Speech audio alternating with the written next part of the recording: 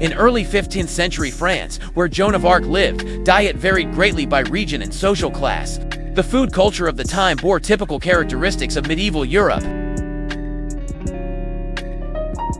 with meals differing significantly between rural and urban areas, and between nobles and peasants. Joan of Arc's life and diet reflect the culture of the rural Lorraine region in northeastern France, where she was raised, as well as the social background of 15th century France.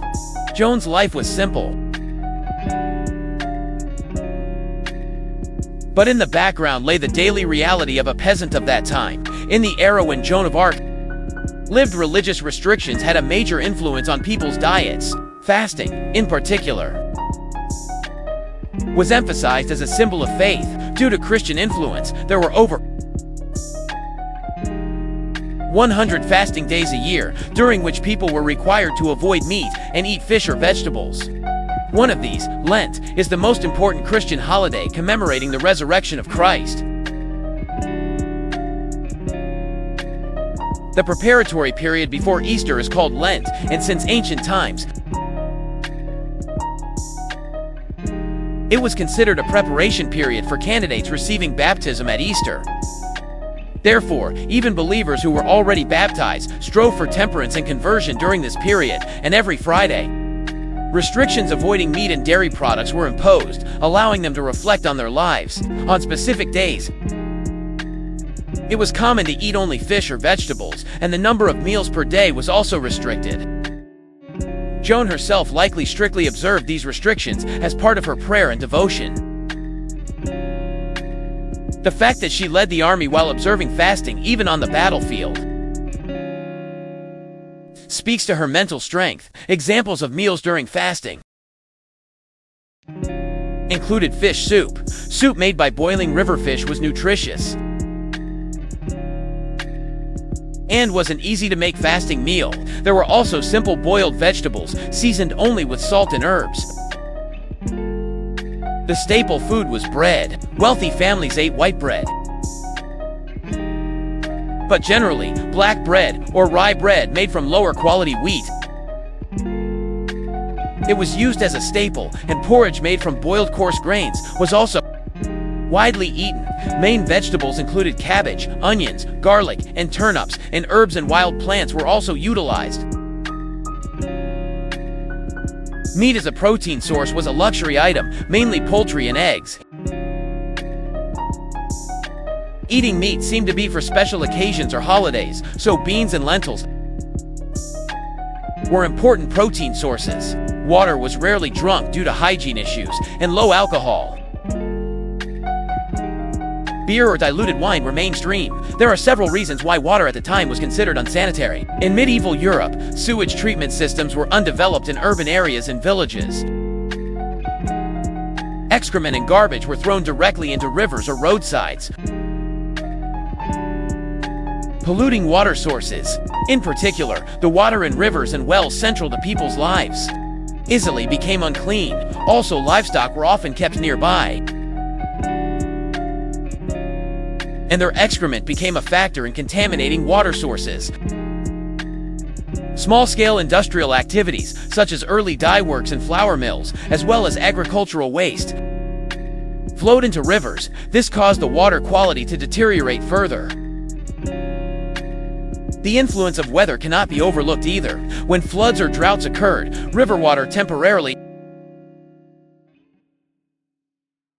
became turbid and could contain a lot of mud and microorganisms. Unsanitary water caused waterborne diseases such as cholera and dysentery. People at the time did not scientifically understand the relationship between illness and water, but empirically recognized that drinking water was dangerous. As a result, in the era Joan of Arc lived, unsanitary water was part of daily life, and to avoid this, rather than drinking water directly, wine and ale, which were boiled or contained alcohol, considered to have sterilizing effects, were substituted for water and became the background for widespread consumption. These beverages were safer than water and superior in terms of nutritional supply. In Joan's time, beer and ale were not luxury items, but indispensable parts Of daily life, Joan preferred simple meals, but it is conceivable that she drank homemade ale served in peasant households. In 15th century France, not only wine, but also beer and ale were very common drinks. Ale, as a brewed liquor that did not use modern hops, was a drink made by fermenting malt.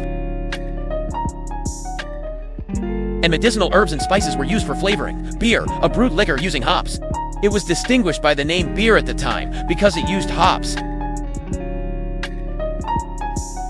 In the early 15th century, ale was still more common in France, and beer was in a stage of gradually spreading. In northern France and regions influenced by Germany, beer was actively brewed. While in the south and the Lorraine region, ale was mainstream and local. Brewing was conducted, even in the rural Lorraine region where Joan grew up. Ale brewing seems to have been conducted in homes and small-scale facilities. In peasant households,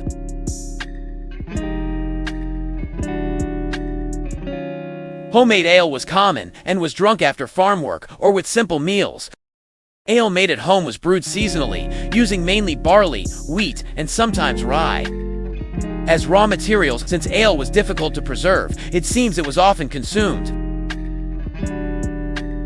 While fresh in monasteries, wine and beer brewing was actively carried out and used for religious events and nutritional supply during fasting periods. It might have been provided as part of prayer in regions and monasteries Joan visited.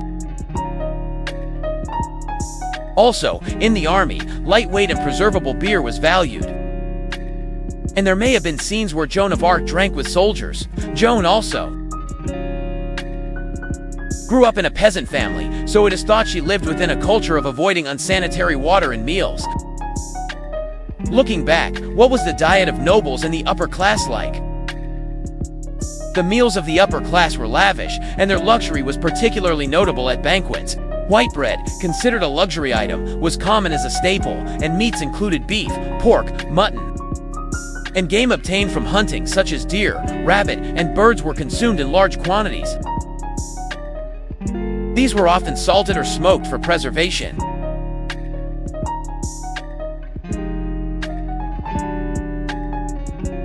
On fasting days, fish such as herring and cod and shellfish were often eaten. And dishes using imported spices like pepper, cinnamon, nutmeg, and cloves were frequently used. Also, sour sauces based on fruits, vinegar, or wine were popular. For dessert, pastries and tarts using honey and fruit were served, and dried apples and figs served as sweeteners. In the Lorraine region where Joan grew up, dairy products like cheese and butter were abundantly used, and Lorraine wine colored the dining table. In rural areas, local vegetables and fruits were central, and self-sufficiency was the norm. The disparity in meals between the upper class and commoners was stark, but food was a precious asset. For survival, and sharing and exchange were common, due to the 100 Years' War with England.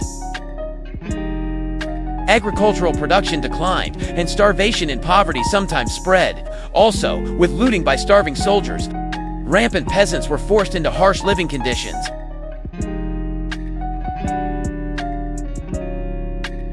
In 1429, when Joan led the Dauphin's army at the Siege of Orléans,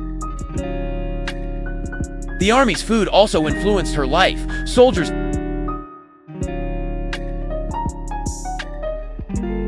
often took portable, simple meals, mainly salted meat, dried fish, and hard bread. Even in the army, Joan maintained her faith and was witnessed eating simple meals with prayer.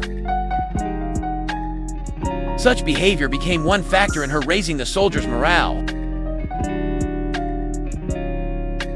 In 1430, Joan was captured at Compiègne, and the following year was put on religious trial in Rouen. Life as a prisoner was harsh, and it is said she was given only minimal food.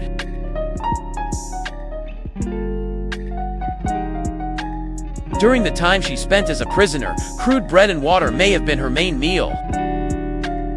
On religious fasting days, meals seemed to be restricted even further. It is admirable that even within these constraints, she continued to pray. and faced the trial without abandoning her faith. Joan's diet and fasting habits symbolize her religious devotion and depth of faith. Through a simple life and fasting, she embodied service to God and her own mission. On the other hand, Joan's dietary life reflects the culture and economic conditions of the era and region in which she lived. Raised as a peasant, she did not touch luxury items and never forgot gratitude and humility in her daily life. Understanding the influence her faith and diet had on her actions and decisions will likely provide clues to deeply knowing the essence of the person called Joan of Arc.